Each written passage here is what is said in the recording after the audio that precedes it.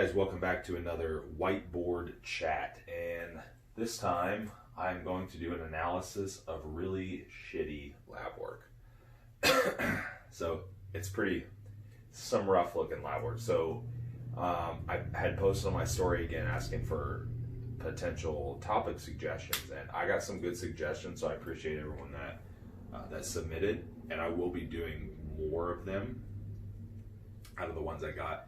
Unfortunately, some of them were really, really broad, like give me the best plan for off-season muscle growth or something like that, which, obviously I can't really lay that out. So if your question was, or topic was very, very broad, then that's something that would maybe require a coach or, would have to know more about you. However, this was actually a cool idea. So this is not my client necessarily, but this is someone I had done a consult with, someone I know pretty well, and he wanted me to look over his lab work because it was looking really rough. I knew his background and all that, so he made the suggestion that I actually go over all this as an example on the whiteboard chat, and I thought it was a good idea, so that's what we're going to do.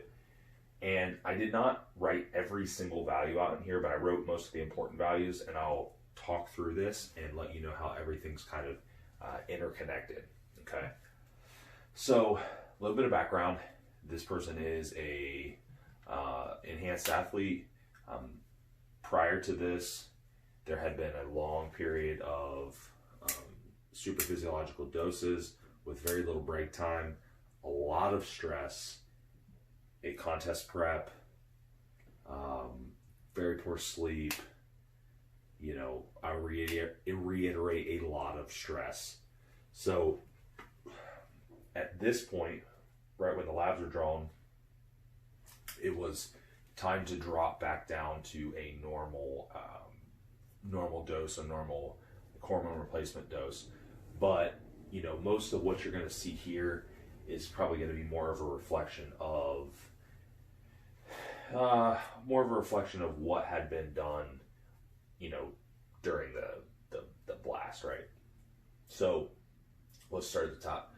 First, I have complete metabolic panel and CBCs, complete blood count.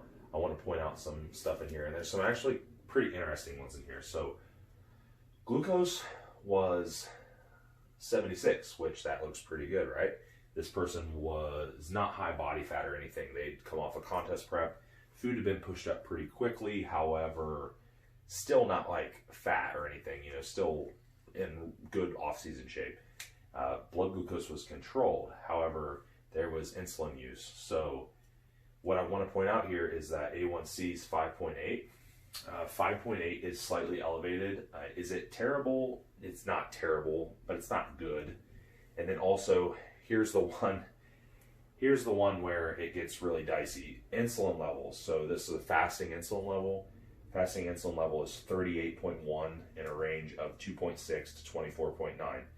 Now, let me preface this a little bit by saying that I like to see a fasted insulin level of anywhere from 3 on maybe at the lowest end, up to, if someone's really pushing food, we might see it slightly elevated temporarily, but it'll come back down. But a good healthy one's going to be, 5 or under, maybe 6 or under. You might see it up in the 10 range or so, food really being pushed, and that's going to be temporary. It's going to come back down. However, basically what we're seeing here is in combination with exogenous insulin use, which is not that much. It's not a lot. But also endogenous insulin production is compensating for the massive amount of carbohydrates and glucose that are coming in and the high requirement to keep this number in check. So we're seeing the A1C elevated because there's fluctuations in that blood sugar or probably large fluctuations. So A1C is measuring, basically giving us a scope of 3-ish months, give or take. So this number of 76 is not really telling us the truth. You see a 76 and you're like, oh, that's good, right? Well, It is, but that's really bad. And hyperinsulinemia has actually been heavily tied into cardiovascular issues as well. So, no bueno. However, this number of 76 probably wouldn't stay 76 for very long. Eventually, those cells are going to be so inflamed and so unable to uptake that glucose that insulin's not going to compensate just by producing more insulin. The cells are just not going to be able to uptake it, and you're going to start seeing that 76 go up and up and up because there will be more circulating glucose in the blood, right? So that's kind of how those things are interconnected.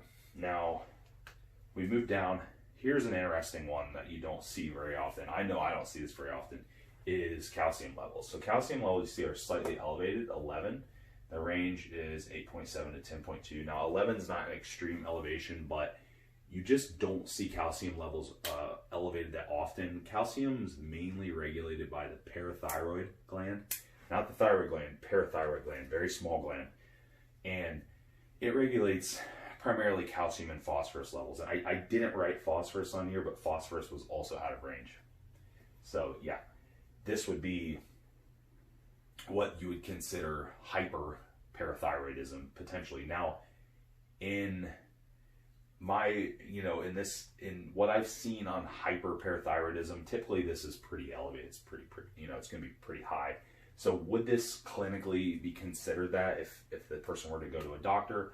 I'm not really sure. I'm not sure if that would be super problematic, but I've seen, at least in my research on hyperparathyroidism or parathyroid issues, that the numbers get really whacked out. Now, what we do want to do is go and check parathyroid hormones. So tests that you can order right on Life Extension or, Quest or, wherever, Direct Labs or wherever you order. Most of them have it.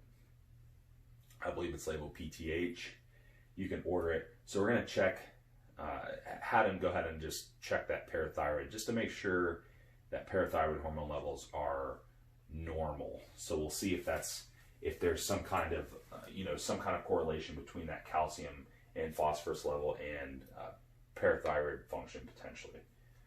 Dig into that one a little bit more. Now, RBCs, platelets, both elevated, that's most likely just simply a result of, higher blood being thick from PED use for extended period of time. It's not what we want to see. We don't want to see super high platelets because of clotting issues. We don't want to see super high RBCs either.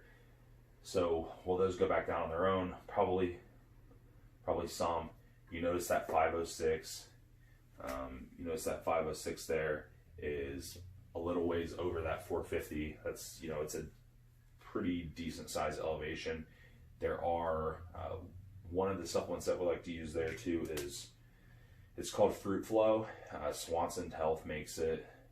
It helps with platelet aggregation, just helps with healthy platelet levels and platelet function. And then coming off, that's going to be important. RBCs, that's 6.01 over the 5.8. Not a huge elevation, but it is elevated some.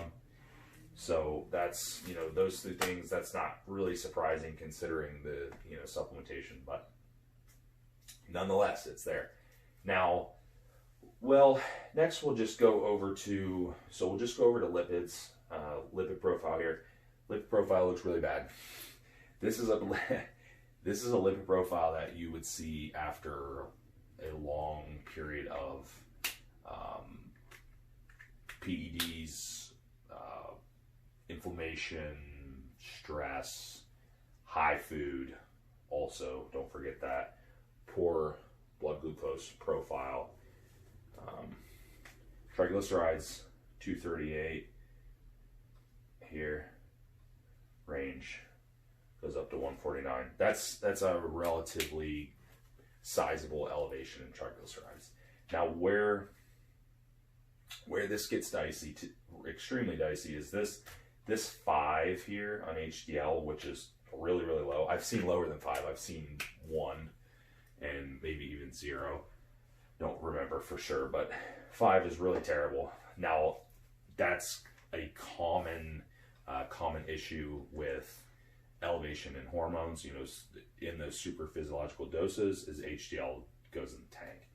Now, when I start to really not like this, because this is temporary, this will go back up. I'm not saying it's good, I'm just saying that it will go back up, and it's also genetic. Lipid profiles are also highly genetic. But this ratio of triglycerides to HDL, when you start getting a really poor ratio there, that can be a sign of extra oxidations going on. It seems like in the literature that they point towards higher oxidation, and which would contribute to arterial damage and that arterial sclerosis. Now, is that 100% true? No, because you would actually have to get a calcium score and all that jazz done and see. However, that's just it. There seems to be a strong correlation in the literature between that ratio. So take that for what it's worth. LDL is elevated 101 over 99. That doesn't really. That's just slightly higher circulating LDL. That doesn't necessarily mean that it's oxidizing. Now, with slight elevation, and then with this ratio, it's not good. I'd feel better about a lower LDL with a lower HDL, so you have a lower total and a better ratio. But again, this lipid profile is garbage. This is not a good lipid profile at all. So,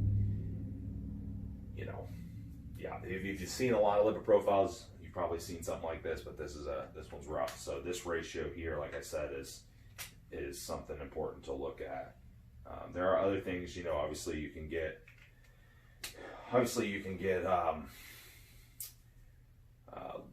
particle size checked, but ultimately, it really comes down to looking at the actual arterial walls through imaging, right? So, with that said, I should also mention that high or insulin resistance long term, or a lot of surges in insulin or uncontrolled blood glucose, so potentially why we're seeing that elevated A1C and high insulin levels, can also potentially damage arterial walls and cause that plaque to stick. Not good.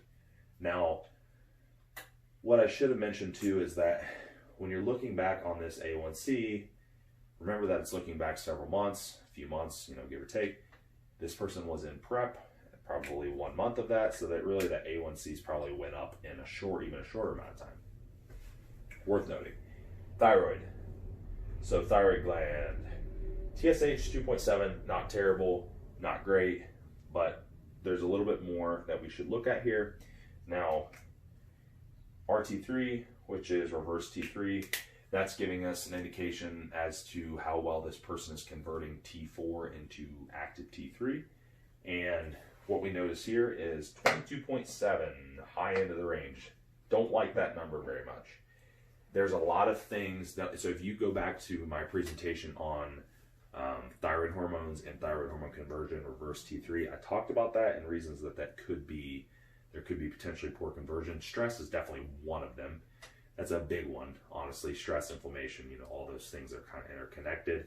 And then vitamin D, believe it or not, plays a role in thyroid hormone production, conversion, all that good stuff. So what we notice here is 30.4 is not out of range on this 30 to 100 nanograms per deciliter, but it is low. I really like to see people, more like 60 or above, at least in that upper third, or upper 2/3 of the range. Now, use the 25 hydroxy if you're going to get it checked. That's the blood test that you want if you're going to get it checked in blood. All right. So is there a connection there? Potentially, but it's most likely a combination of just being highly stressed and the body being very stressed out. And is there any other nutrient deficiencies that contribute to it? Potentially, probably not. So the person's taking a lot of food. The diet's not really bad or void of micronutrients. So it's probably just more like the stress component, which I see commonly. I see RT3 shoot up with stress pretty often. So let's move over to hormones, or some more hormones thyroid is hormones, right? But let's move over to some more hormones. This is not really anything groundbreaking. You know, test levels and free tests are greater than the top of the range because not everything was cleared yet, right? So that's kind of why. Estradiol is fine. You know, that's actually not a lot of aromatization for someone with that high of a test level. So good or bad, you know, it's just, it is what it is. Now, here's a couple more. DHA, sulfate, progesterone, they're both elevated. Now, why is that? My assumption is probably that it's stress related and there's some adrenal dysfunction. They're both adrenal hormones. Now, how exactly that's manifesting, we are going to look further into this. So this person has a Dutch test form, packet. They're going to test that. It's going to check all these hormones via urine and urinary metabolites, and we're going to be able to see the whole scope of adrenal function and hormone conversion and all that good stuff, and that's going to tell us a lot more about that. But just based off what I know, that's likely the cause of these things being, out of whack. Or potentially something else that's in the system might be causing a false reading on progesterone. It's hard to say, but we're going to see that stuff in the urinary metabolites, and it's going to tell me more. So I'm not too worried about that now. I'm going to look at it on the Dutch, and that'll give me a clear answer. So that's, I know that was a lot, but that's kind of what's going on in a nutshell. Again, I didn't write, there was some small indicators here and there throughout that. I didn't write a lot of things in. Liver enzymes, there's slight elevation, a couple of those, nothing I wouldn't expect from someone that was training. Kidneys, like EGFR, was pretty normal. Wasn't any major kidney malfunction, bonding creatinine and all that, nothing like super crazy. I think they were actually both in range. Electrolytes were fine. If you remember on my spotting stress on lab work, how I talked about electrolytes imbalances with aldosterone, imbalances because of adrenal dysfunction, those were not out. That does not mean that there's not adrenal dysfunction. Those are just some things you can look at. I know for a fact this person was extremely stressed and had very poor sleep. So, I'll be surprised. I'll be surprised if a Dutch test looks good. Could be, but it would be surprising. So we'll see. But yeah, I hope that gives some insight onto the things I'm looking at in here and how I'm kind of interconnecting everything. As far as correcting course, like I mentioned a couple little things, but it's going to be time at baseline hormones, it's going to be stress reduction, it's going to be sleep regulation, it's going to be not pushing, it's going to be fixing food a little bit, it's going to, to not push that insulin level up so high. I mean, there's a lot of little things. I'm not going to go over the person's entire correction plan because they paid me for that stuff. So, but yeah, that's the blood work analysis, and hope that's helpful to you guys.